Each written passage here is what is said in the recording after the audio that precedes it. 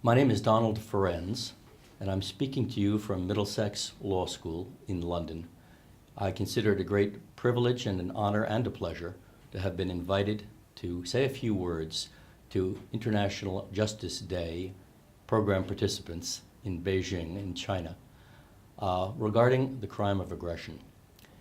What I'd like to do is just quickly tell you that although I'm an American citizen, I have a very global attitude about international justice and international law, and I'm speaking on my own personal behalf with respect to these comments to you today.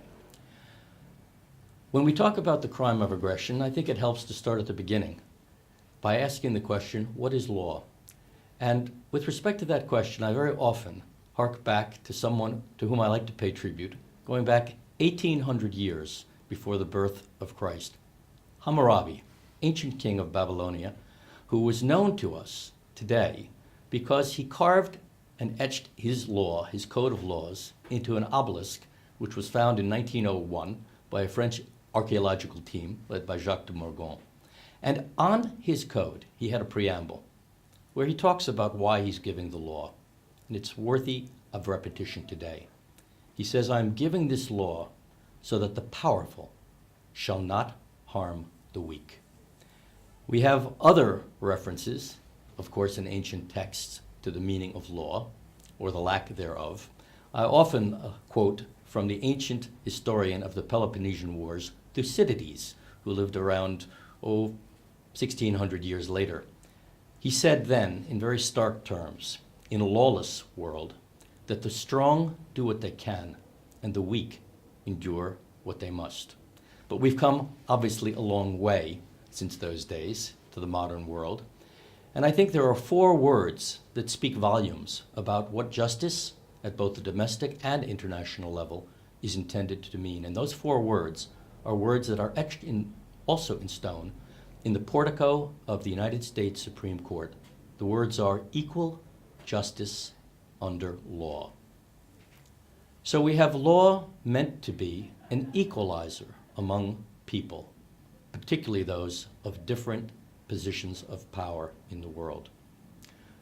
About 200 years before the Nuremberg trials, a Swiss jurist by the name of Emmerich de Vattel wrote in his Law of Nations, published in 1758, that the sovereign who takes his nation into an unjust war is guilty of every offense and every act of violence that occurs in that war. Guilty of a crime, de Vattel said, against his own people, a crime against the people whom he attacks.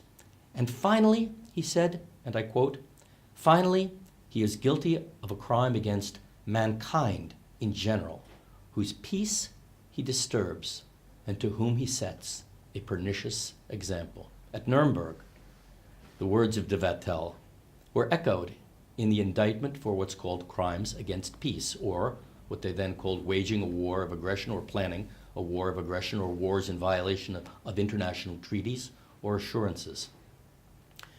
The words of Hammurabi were echoed, in my view, in the very opening statement of Justice Robert Jackson, who was the chief prosecutor for the United States in the International Military Tribunal at Nuremberg. He started his statement by saying that 4 great nations, flushed with victory and stung with injury, stay the hand of vengeance and voluntarily submit their captive enemies to the judgment of the law is one of the most significant tributes that power has ever paid to reason. He went on to say, "The common sense of mankind demands that law shall not stop with punishment of petty crimes by little people. It must also reach men who possess themselves of great power and make deliberate and concerted use of it to set in motion evils which leave no home on earth untouched." And these words, I think, really speak to the heart of what the worldwide effort, particularly since World War II, has been to make the world a more humane place under the rule of law. In the end, questions of whether or not the International Criminal Court will have jurisdiction over the crime of aggression and whether China will be among the great nations that lends itself supporting such crimes, enforcement against such crimes, is really fundamentally a question of what sort of world do we want to live in. Do we want a world which is ruled by the law of force or the force of law? At Nuremberg, there was a great question as to whether or not prosecuting the Nazi high command was legal. Did they already have a law that said it was against the law to take a nation into war? Some of you may know that in 1928, the Kellogg-Briand Pact was a treaty that was instituted for the renunciation of war as an instrument of national policy. It was signed by all the great powers of the world at that time, and I mention it for a reason today. At Nuremberg, it was looked to as a question of whether it established an international precedent. But when it came up for a vote in the Senate of the United States in 1929, it was overwhelmingly approved by a vote of 85-1, and I tell the story for a reason. The one person who voted against the ratification of the treaty for the renunciation of war at that time was a Republican senator, John James Blaine, who knew that the treaty had no provision for sanctions and who knew that the British and the United States, among others, had reserved for themselves a special right to use force whenever in their sole discretion they felt that their interests were being challenged and required defense. I mention it in particular because it required no resolution by an international body of such claims. He voted against it and he said, weighted down by such reservations, the treaty contains the fertile soil for all the wars of the future. And I would say this, at Nuremberg, Robert Jackson wrote to President Truman 1 week after the trials were concluded, and he made a very bold statement. He said to the President of the United States at that time, no one can hereafter deny or fail to know that the principles on which the Nazi leaders are adjudged to forfeit their lives constitute law and law with a sanction. He went further to say that these principles would be the condemnation of any nation that is faithless to them. So it was on October 7th, 1946. About 2 weeks later, President Truman himself spoke before the General Assembly in New York. And what he said was that waging a war of aggression, in his view, was a crime against humanity for which leaders should and would be held to account before international tribunals. So this is the background of the history, if you will, before the modern era, or our current generation, on the crime of aggression. We then had, finally, after the Cold War subsided a bit, the efforts of the United Nations, which had begun in 1946 with the adoption of the Nuremberg Principles and the setting in motion of trying to codify a code against the offenses, crimes against mankind. That process, which began in 1946, finally came to fruition in 1998 with the Rome Conference, which set up the statute of the International Criminal Court, making 4 major crimes prosecutable at that level: crimes against humanity, war crimes, genocide, and the crime of aggression. Crime of aggression was considered to be still very contentious in Rome in 1998 for a very simple reason. The 5 members, permanent members of the Security Council, said that they should be given exclusive control of when and if a charge of crime of aggression is ever brought. Of course, they all have the veto power in the Security Council.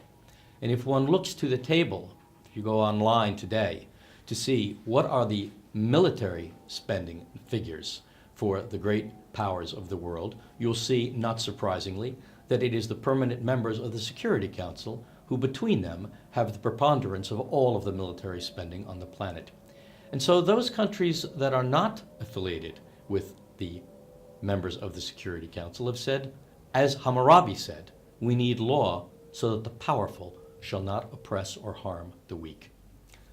Finally, there was a review conference in 2010, which was held in Kampala, Uganda, to bring into the International Criminal Court statute a definition of the crime of aggression, which was done, and also the terms according to which the International Criminal Court might be able to hear a case, finally, on the crime of aggression. But the process has been delayed yet again. What was adopted in Kampala was a mechanism which said, essentially, that if the Security Council refers a case to the ICC, then the ICC can hear such a case and will have jurisdiction essentially over the whole world. But short of a Security Council referral, what was agreed to in Kampala as a proposed template for prosecuting the crime was a completely consent-based regime. A regime that says if you are a national of a country that is not a state party, a member of the Assembly of States parties, then no one can touch you as to a prosecution for the crime of aggression. However, if you are a member nation, you can opt out of the court's jurisdiction with respect to your nationals. So it is a completely consent-based regime with respect to the crime that at Nuremberg was dubbed the supreme international crime. It's a leadership crime. It's a crime that only leaders can be held accountable for. And I will tell you that as an American who lived through a U.S. political regime where the people of the United States were told that they were in imminent danger of attack from Saddam Hussein due to his having what they call weapon of mass destruction, which the United States then led a military incursion over, I'm very much reminded of why the crime of aggression is a leadership crime. And I'd like to quote to you from another voice from Nuremberg that is not often heard, but had some very chilling words. Hermann Goering, who was a Reichsmarshal and at one time Hitler's number 2 person, was interviewed in his jail cell prior to his having committed suicide in order to cheat the hangman at the end of the Nuremberg trial when he was sentenced to death. What he said was, of course the common people don't want war, neither in England, nor in Russia, nor for that matter, in Germany. That is understood.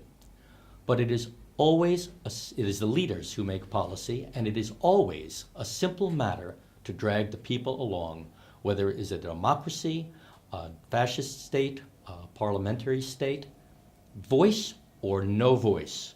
The people can always be brought to the bidding of the leaders. That is easy.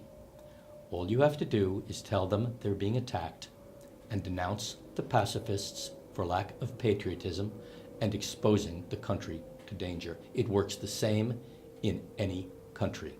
And that's the end of the quote.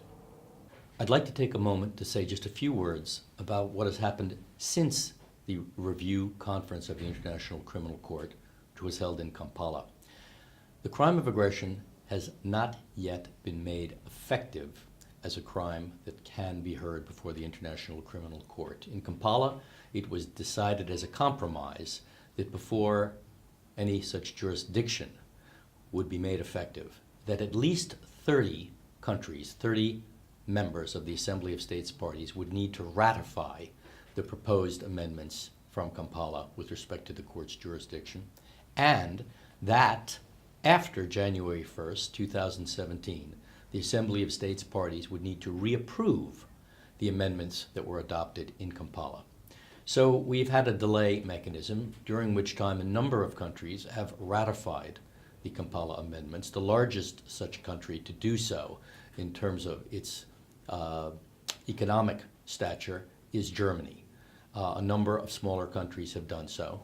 And I've been working, and I'd like to show you very quickly, with the mission of Liechtenstein to the United Nations to put together a ratification campaign. I have myself been working with academics and advocates around the world for something which we instituted called the Global Institute for the Prevention of Aggression, and we have a website together with the mission of Liechtenstein. There are other groups working on this, Parliamentarians for Global Action, and we're hopeful that by the end of this year we will have at least 2/3 of the ratifications that are required.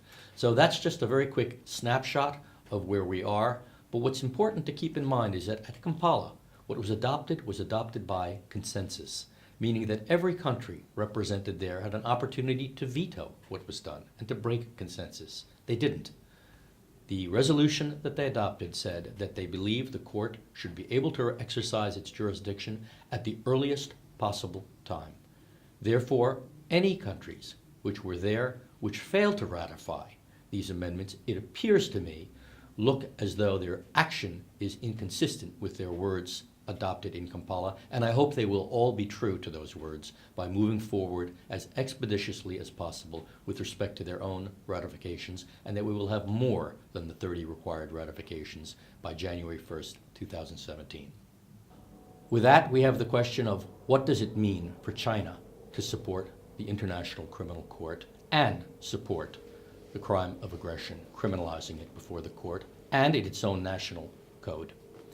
China, of course, is one of the greatest, if not today, considered by many to be the greatest, certainly up-and-coming power on the planet.